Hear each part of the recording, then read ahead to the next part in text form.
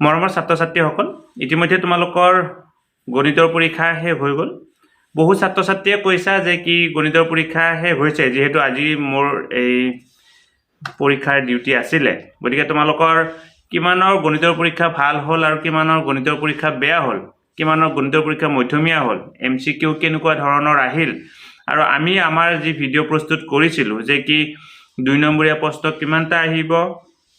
3 নম্বৰীয়া প্ৰশ্ন কিমানটা আহিব আৰু 4 নম্বৰীয়া প্ৰশ্ন তোমালোকৰ দুটা আহিব তেনেকুৱা ধৰণে আমি ভিডিঅ' প্ৰস্তুত কৰিছিলো আৰু এই ব্লুপ্ৰিন্ট মতে আৰু কোনটো চেপ্টাৰৰ পৰা কিমানটা প্ৰশ্ন আহিব সেই তাক লৈ আমি ভিডিঅ' প্ৰস্তুত কৰিছিলো তেনেকুৱা ধৰণে প্ৰশ্ন আহিছে নে নাই সেই কথাখিনি তোমালোকে কোৱা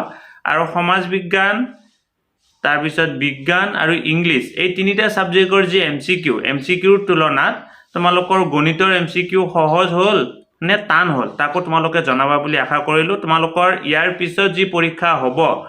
হিন্দীয়ে হওক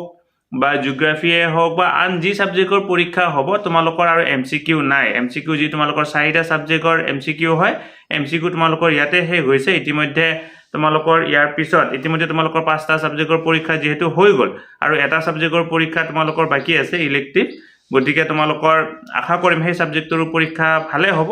এতিয়া পৰা কিছু সময় পিছত মই তোমালোকক সলভ এমসিকিউ দিবৰ কাৰণে চেষ্টা কৰিম তোমালোকে আমাৰ ভিডিও ডেসক্ৰিপচনত থকা এটা